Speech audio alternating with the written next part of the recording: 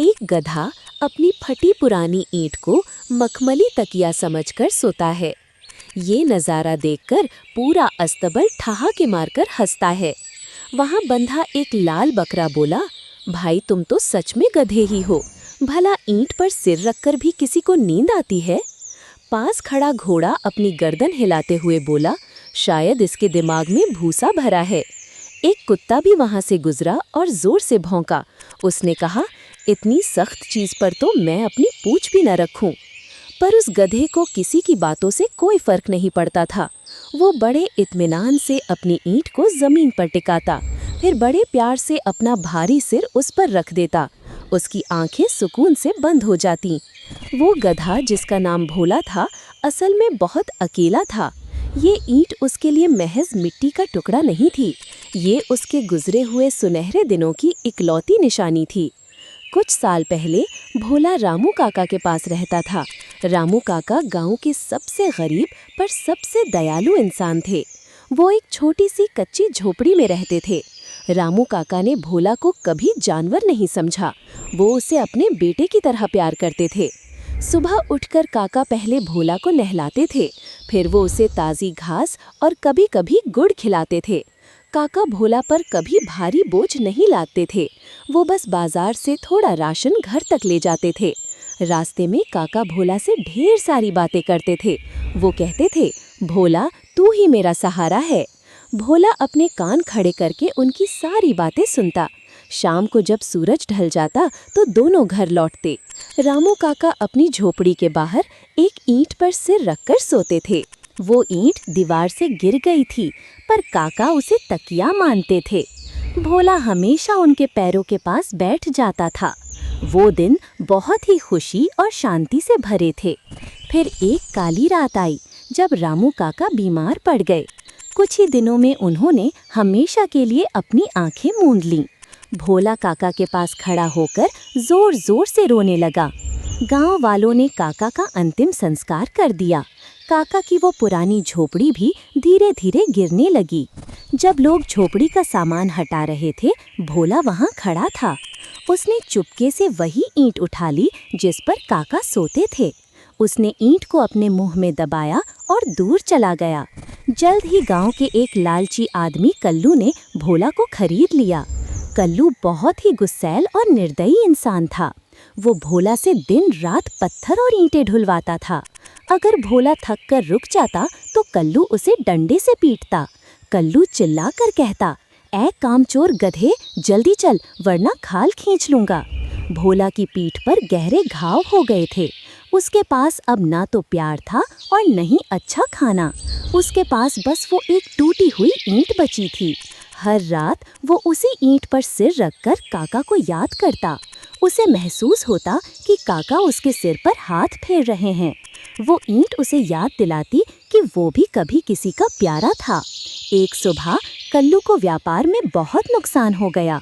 वो गुस्से में पागल होकर अस्तबल की तरफ आया। उसने देखा कि भोला अभी भी ईंट पर सिर रखे सो रहा है। कल्लू को लगा कि गधा जानबूझकर आलस कर रहा है। उसने ईंट को जोर से लात मारी और उसे दूर फेंक दिया।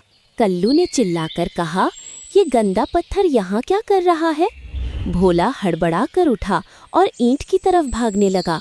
कल्लू ने उसे पकड़ लिया और खूंटे से बांध दिया। उसने भोला को बेरहमी से पीटा और काम पर ले गया। कल्लू ने वो ईंट उठाकर गांव के बाहर एक गहरे गड्ढे में फेंक दी। भोला का दिल टूट गया और उसकी आंखों से आंसू गिरने लगे। उसने पूरे दिन भारी पत्थर उठाए, पर उसका मन कहीं और था। उसे बस अपनी वो ईंट वापस चाहिए थी। रात को जब कल्लू गहरी नींद में सो गया, भोला बेचैन हो उठा। उसने अपनी पूरी ताकत लगाकर अपनी रस्सी खींची। रस्सी पुरानी थी, इसलिए वो अचानक से टूट गई। भोला फौरन उसी जगह भागा जहां कल्लू ने ईंट फेंकी थी। वहां बहुत अंधेरा था और कटीली झाड़ियां भी थीं। भोला अपनी नाक से जमीन को सूंघने लगा। उसने एक एक पत्थर को अपनी टांगों से हटाकर देखा। कटीली झाड़ियों ने उसके पैरों को लहूलुहान कर दिया, पर भोला को दर्द का कोई एहसास नहीं हो रहा था। उसने पूरा गड्ढा छान मारा, पर ईंट कहीं नहीं मिली। वो भागकर गांव की गलियों में भी गया। उसने सोचा शायद किसी ने उसे उठाकर कहीं और रख दिया हो। वो वहां भी गया जहां रामू काका की झोपड़ी हुआ करती थी। वहां अब बस मिट्टी का एक ढेर बचा था। भोला ने घंटों तक अपनी पुरानी यादों को ढूंढने की कोशिश की। चांद आसमान के एक छोर से दूसरे छोर तक चला गया। सुबह की पहली किरण फूटने वाली थी और भोला हार चुका था। वो कांपते हुए पैरों के साथ कल्लू के अस्तबल वापस लौट आया। उसने खुद को अपराधी की तरह खूंटे के पास खड़ा कर लिया। उस रात भोला पहली बार बिना अपने तकिए के सो रहा था। उसे जमीन बहुत ठंडी और पत्थर जैसी सख्त लग रही थी। अगले दिन भोला की हालत देखकर कल्लू को और गुस्सा आया। भोला से अब बोझ का एक कट्टा भी नहीं उठ रहा था। दोपहर के समय गांव का एक छोटा लड़का वहां आया। उसका नाम मोनू था और वो बहुत भोला बच्चा था। मोनू अक्सर भोला को चुपके से गुड़ का टुकड़ा खिलाता था। उसने देखा कि भोला की आंखों से आंसू गिर रहे हैं। मोनू ने देखा कि भोला का वो प्यारा पत्थर वहां नहीं है।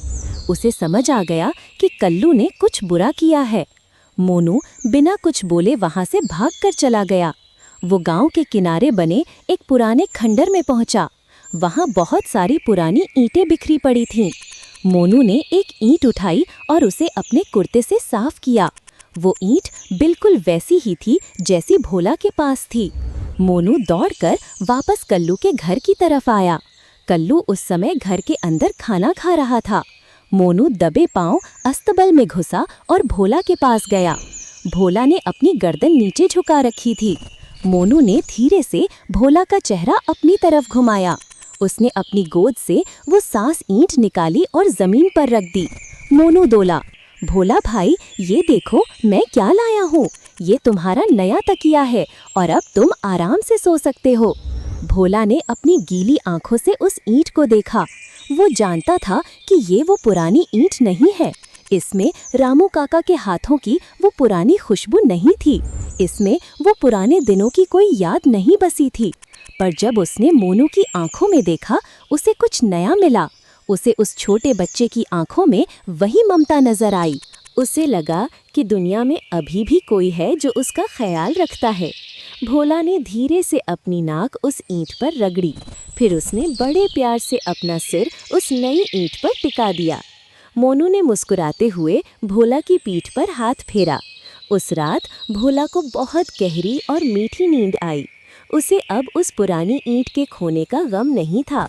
उसे समझ आ गया था कि रिश्ते पत्थर के मोहताज नहीं होते। प्यार किसी भी रूप में हमारे पास वापस लौट आता है। कल्लू सुबह उठा तो उसने देखा कि भोला बहुत फुर्ती से काम कर रहा है। उसे समझ नहीं आया कि अचानक ये बदलाव कैसे आया। बाकी जानवर भी अब भोला का मजाक नहीं उड़ाते थे। उन्होंने देख लिया था कि एक मामूली ईंट में कितनी जान होती है। वो ईंट अब भोला और मोनू की दोस्ती की गवाह बन गई थी। कल्लू को लगा कि शायद ये ईंट कोई जादुई पत्थर है। उसने फिर कभी उस ईंट को वहां से हटाने की हिम्मत नहीं की। भोला अब हर रात अपनी ईंट पर सिर रखकर सुकून से सोता था। रिश्ते और यादें किसी चीज में नहीं बल्कि उसे देने वाले के प्यार में बसती हैं।